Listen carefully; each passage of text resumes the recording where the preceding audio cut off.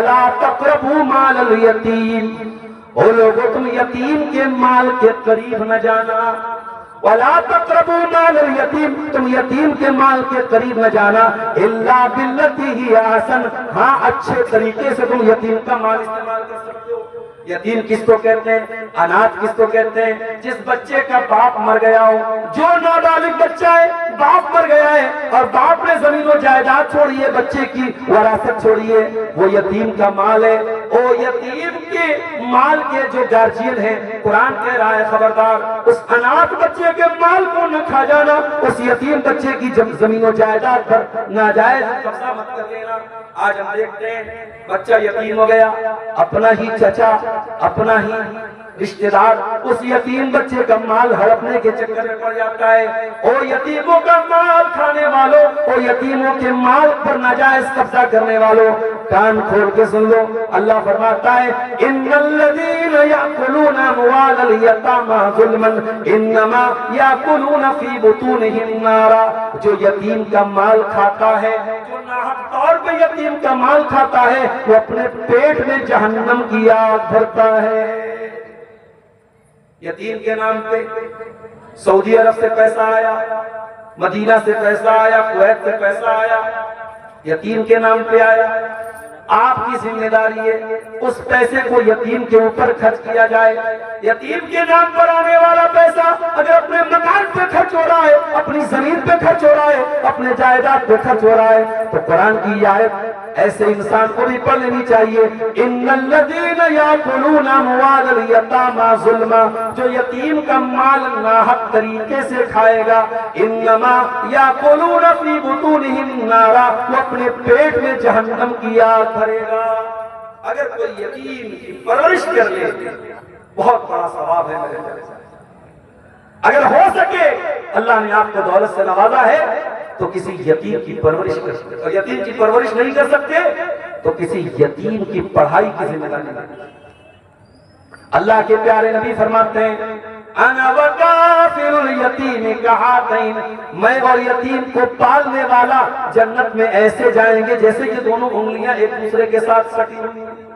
جیسے یہ دونوں انگلیاں ایک دوسرے کے ساتھ جڑی ہوئی ہیں، یتیم کو پالنے والا جنت میں اللہ کے رسول کے ساتھ جائے گا. وہ لوگوں اتنا بڑا ثواب ہے یتیم کو پالنے والے کا. ایک صحابی اللہ کے رسول کے پاس آتے اور کہتے ہیں اے اللہ کے نبی، میرا دل بڑا سخت ہو گیا ہے، میرا دل بڑا کٹھور ہو گیا ہے، مجھے کوئی طریقہ بتا دیجئے دل کو نرم کرنے کا. آپ نے فرمایا امسح براس الیتیم، کسی یتیم کے سر پہ محبت سے ہاتھ پھیر دینا، کسی یتیم کی پرورش کر دینا، کسی یتیم کو پال لینا، تمہارے دل کی سختی دور ہو جائے گی. میرے پیارے ساتھیوں، اگر دل کی سختی کو دور کرنا ہے تو کسی اناتھ پر دیا کر دینا، کسی یتیم پر رحم کر دینا، یتیم کو پال لینا. اللہ نے فرمایا وَلَا تَقْرَبُوا مَالَ الْيَتِيمِ، کسی یتیم کے مال کے قریب مت جانا إِلَّا بِالَّتِي هِيَ أَحْسَنُ. ہاں اگر یتیم کے تم گارجین ہو، یتیم کے ذمہ دار ہو، اس کے مال کو بینک میں رکھ دیا ہے یا کسی زمین جائیداد میں انویسٹ کر دیا ہے تاکہ اس کا مال بڑھے، مال اس سے فائدہ ہو اس کے مال کا، تو اچھی بات ہے. حتیٰ یبلغ اشدہ، اور جب وہ یتیم جوان ہو جائے، بالغ ہو جائے، تو اس کا مال اس کے حوالے. تو یہ ہو گیا چھٹا حکم. ساتواں حکم وَأَوْفُوا الْكَيْلَ وَالْمِيزَانَ بِالْقِسْطِ، اور اے لوگوں جب سامان کسی کو ناپ کر کے دینا یا تول کر کے دینا تو انصاف کے ساتھ دینا. انصاف کرنا، بے ایمانی مت کرنا. او بزنس کرنے والوں، او تجارت کرنے والوں، او کاروبار کرنے والوں، ہر طریقے کی چیٹنگ سے منع کر رہا ہے اسلام، ہر طریقے کے فراڈ سے منع کر رہا ہے. فرمایا جب تم سامان ناپ کر کے دینا، تول کر کے دینا تو پورا پورا دینا.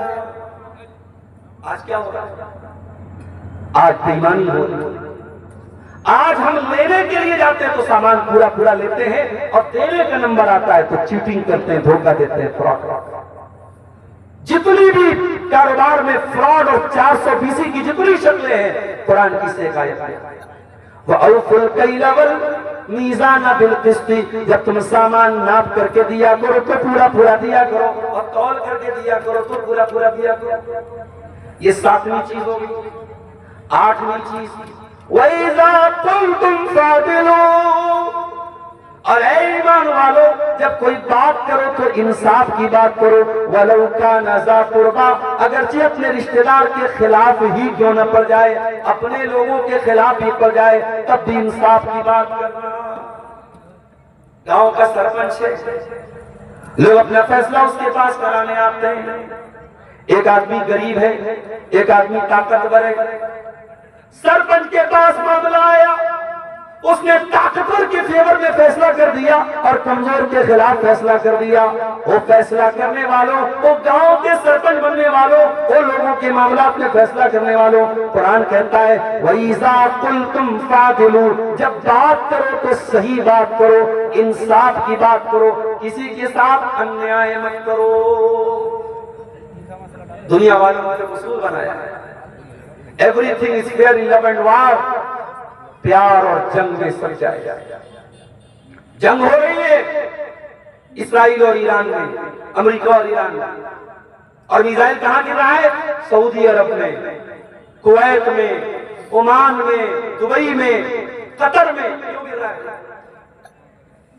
جنگ میں بھی آج بے ایمانی ہوتی ہے، جنگ کے اندر بھی آج چیٹنگ ہوتی ہے، جنگ میں بھی آج چھوٹے چھوٹے بچوں کو مارا جاتا ہے۔ اسلام نے 1400 سال پہلے ہمیں جنگ کا طریقہ سکھایا۔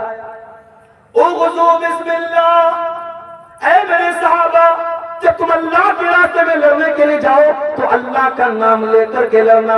وَلَا تَقْتُلُوا وَلِيدًا، کسی بچے کو قتل نہ کرنا، کسی عورت کو قتل نہ کرنا، کسی بہت بوڑھے انسان کو جو جنگ کے میدان کے باہر ہے اس کو قتل مت کرنا، کسی کی عبادت گاہ کو مت گرانا، کسی پیڑ کو آگ مت لگانا۔ یہ جنگ کے اصول بتائے تھے اللہ کے پیارے نبی صلی اللہ علیہ وسلم۔ اسی لیے قرآن کہتا ہے وَلَا يَجْرِمَنَّكُمْ شَنَآنُ قَوْمٍ عَلَىٰ أَلَّا تَعْدِلُوا اعْدِلُوا هُوَ أَقْرَبُ لِلتَّقْوَىٰ۔ اے ایمان والو کسی قوم کے ساتھ اگر تمہاری دشمنی بھی ہو جائے تو دشمن کے ساتھ بھی تم ناانصافی مت کرنا، انیائے مت کرنا، دشمن کے ساتھ بھی تم اچھا سلوک کرنا، دشمن کے ساتھ بھی تم انصاف کا معاملہ کرنا۔ تو دنیا کہتی ہے کہ پیار اور جنگ میں سب جائز ہے، اسلام کہتا ہے نہ پیار میں سب جائز ہے نہ جنگ میں سب جائز ہے۔ وَإِذَا قُلْتُمْ فَعْدِلُوا وَلَوْ كَانَ ذَا قُرْبَىٰ، جب بات کرو تو انصاف کا بات۔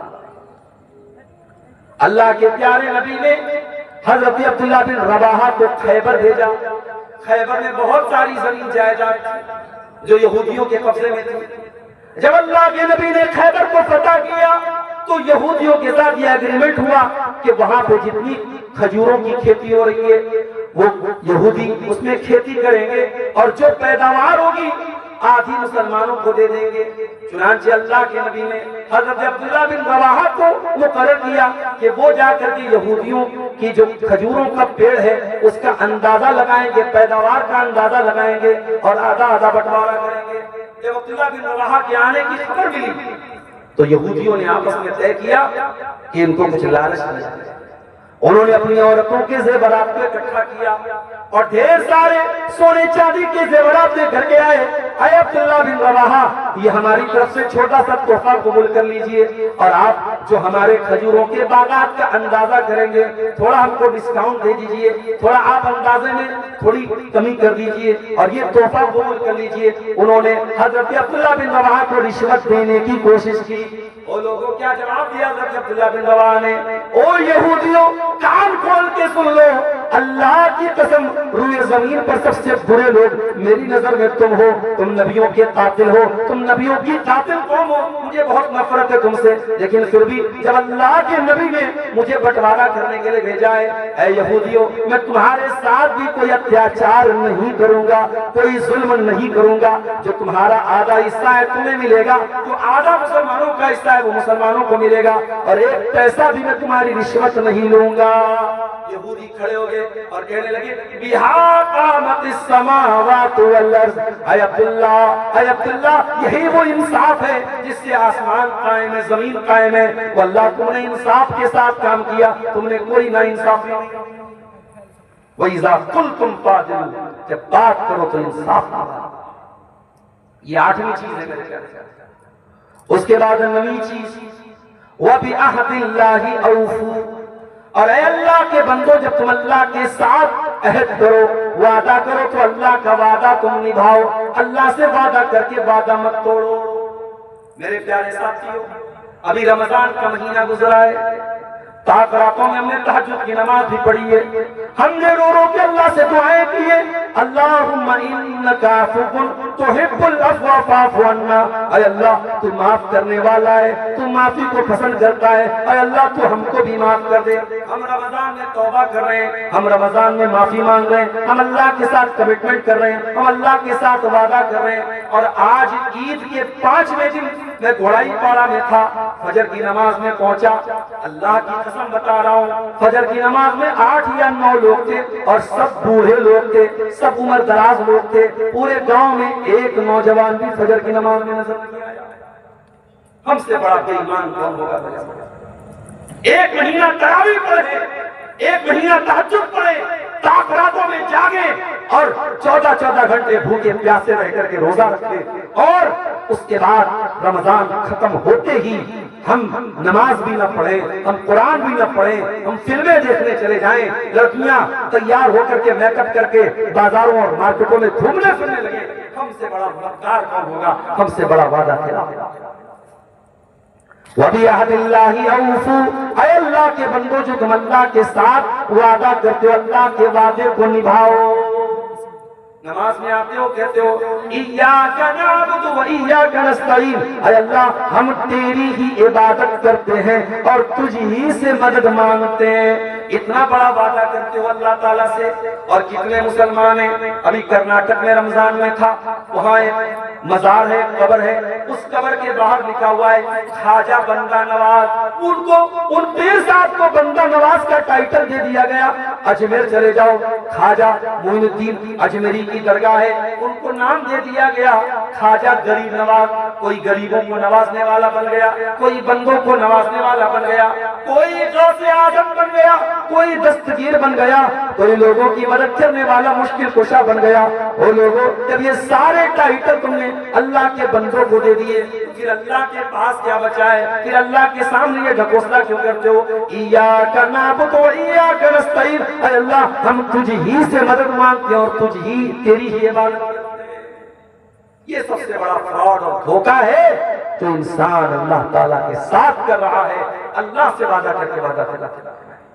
وَبِعَهْدِ اللَّهِ أَوْفُوا، اے میرے بندو جو اللہ سے وعدہ کرو، وعدہ نبھانے والے بنو، زبان کے پکے بنو۔ جو وعدہ کر کے وعدہ خلافی کر دے وہ مسلمان کی پہچان نہیں ہے۔ اللہ کے نبی فرماتے ہیں کہ 4 چیزیں منافق کی پہچان ہوتی ہیں۔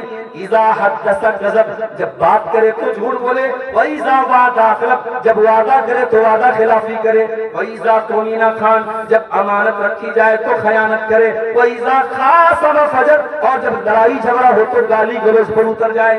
یہ 4 کام مسلمان کی پہچان نہیں ہے، یہ منافق کی علامت ہے، منافق کی پہچان ہے۔ اس لیے میرے پیارے ساتھیوں، وعدے کے لیے جنگ بدر کا منظر یاد کرو، 313 صحابہ تھے اللہ کے نبی کے ساتھ، 313 تھے، سامنے 1000 کی فوج تھی، ایک آدمی کی بڑی قیمت تھی اللہ کے پیارے نبی کی نظر میں۔ اتنے میں 2 صحابی آتے ہیں، حضرت حذیفہ آتے ہیں اور ان کے بعد حضرت یمان آتے ہیں۔ اے اللہ کے نبی ہم کو بھی لڑائی میں شامل کر لیجئے، ہم کو دشمن نے روک لیا تھا اور ہم کو یہ وعدہ کرنے پر چھوڑا گیا کہ ہم مسلمانوں کے ساتھ لڑائی نہیں لڑیں گے۔ اے اللہ کے نبی ہم نے جان بچانے کے لیے وعدہ تو کر لیا ہے، مگر ہمیں معلوم ہے ہماری ضرورت ہے آج آپ کو، آپ کے پاس صرف 313 لوگ ہیں۔ اے اللہ کے نبی ہم کو بھی جنگ میں جانے دیجئے، ہم بھی جنگ میں شامل ہوں گے، ہم بھی لڑائی لڑیں گے۔ اللہ کے نبی نے فرمایا نہیں، اے حذیفہ، اے یمان، انصرفا، آپ دونوں لوگ واپس چلے جائیے، ہم نے جو وعدہ کیا ہے ہم وعدہ نبھائیں گے۔ وہ لوگوں ہمارا اتہاس تو ایسا رہا ہے، ہماری تاریخ تو ایسی رہی ہے، ہم نے جنگ کے میدان میں بھی وعدے کو نبھایا ہے۔ وعدے کو نبھانے والے بنو، وَبِعَهْدِ اللَّهِ أَوْفُوا، وعدے پورا کرو۔ ذَلِكُمْ وَصَّاكُمْ بِهِ لَعَلَّكُمْ تَذَكَّرُونَ، اور یہ اللہ تعالیٰ کی وصیت ہے تاکہ تم نصیحت حاصل کرو۔ یہ 9 چیزیں ہو گئی، اب لاسٹ چیز بیان کرنے کے بعد ختم کر رہا ہوں۔ 10ویں اور آخری چیز اللہ نے فرمایا وَأَنَّ هَذَا صِرَاطِي مُسْتَقِيمًا فَاتَّبِعُوهُ، او لوگوں یہ جو صراط مستقیم ہے، یہ جو سیدھا راستہ ہے، جو اپنے نبی کو میں نے دے کر کے بھیجا ہے، اسی کی پیروی کرنا۔ وَلَا تَتَّبِعُوا السُّبُلَ، اور دوسرے راستوں کی پیروی مت کرنا۔ فَتَفَرَّقَ بِكُمْ عَنْ سَبِيلِي، دوسرے راستوں پر چلو گے تو اللہ کے راستے سے بھٹک جاؤ گے۔ کبھی کبھی منزل ایک ہوتی ہے، راستے کئی ہوتے ہیں۔ یہاں سے بھدروا جانا ہے، ہم کو لوگوں نے بتایا 2 راستہ ہے، ایک راستے میں ریلوے لائن پڑتی ہے، ایک میں نہیں پڑتی، 2 راستے ہیں، دونوں سے ہم جا سکتے ہیں۔ یا ہو سکتا ہے 3 راستہ ہو، ایک ہی منزل کے 3-4 راستے ہوتے ہیں، مگر اللہ تعالیٰ نے جو راستہ ہمیں دیا ہے میرے پیارے ساتھیوں، وہ 3-4 راستہ نہیں ہے، وہ ایک ہی راستہ ہے۔ وَأَنَّ هَذَا صِرَاطِي مُسْتَقِيمًا، اے میرے بندو یہ قرآن کا راستہ، یہ حدیث کا راستہ، یہ میرے نبی کا راستہ ہے، یہی سیدھا راستہ ہے، اسی کی پیروی کرنا اور دوسرے راستوں پر مت چلنا، ورنہ یہ دوسرے راستے تم کو اللہ کے راستے سے بھٹکا دیں گے۔ ذَلِكُمْ وَصَّاكُمْ بِهِ لَعَلَّكُمْ تَتَّقُونَ، اور اللہ تعالیٰ تم کو یہ وصیت کر رہا ہے تاکہ تم متقی بن جاؤ۔ پتہ یہ چلا کہ اگر متقی بننا ہے تو ہمیں صراط مستقیم پر چلنا پڑے گا، ہمیں اللہ کے راستے پہ چلنا پڑے گا۔ زندگی کے ہر مسئلے میں ہم یہ نہ دیکھیں ہمارے باپ دادا کیا کرتے تھے۔ آج مجھے افسوس کے ساتھ کہنا پڑتا ہے، بنگال اور جھارکھنڈ کے کچھ علاقوں میں اہل حدیثوں کے یہاں بھی یہ دیکھا جاتا ہے کہ ہمارے باپ دادا کیا کرتے ہیں۔ فرض نماز کے بعد اجتماعی دعا ہو رہی ہے، وہ جو کیوں ہو رہی ہے؟ حدیث سے ثابت ہے، نہیں ثابت ہے، کیوں ہو رہی ہے؟ ارے بڑے بڑے علماء کرتے گئے، کیا وہ بیوقوف تھے؟ یہ جواب کسی اہل حدیث کا نہیں ہو سکتا ہے۔ اگر کوئی کام حدیث سے ثابت نہیں ہے، قرآن سے ثابت نہیں ہے، تو آپ یہ دلیل نہیں بنا سکتے کہ بڑے بڑے علماء کیا بیوقوف تھے وہ کر کے گئے ہیں۔ آج اگر دلیل مل گئی تو اہل حدیث کا کام ہے دلیل کو فالو کرنا، اور یہی ہمارا منہج ہے، یہی ہمارا راستہ ہے، صراط مستقیم پر چلنا۔ میرے پیارے ساتھیوں، اسی منہج پر ہمیں زندگی کی آخری سانس تک چلنا ہے۔ یہ 10 باتیں ہیں جو اللہ تعالیٰ نے سورہ انعام کی 3 آیتوں میں بیان کی ہے۔ ہم اللہ سے دعا کرتے ہیں رب العالمین ان 10 باتوں پر ہم سب کو عمل کی توفیق عطا فرمائے۔ اللہ ہمیں اپنی توحید کی حفاظت کی توفیق دے۔ اللہ ہمارے نوجوانوں کو ہر قسم کی برائی سے اور ہر قسم کی گندگی سے اللہ محفوظ رکھے۔ رب العالمین کتاب و سنت پر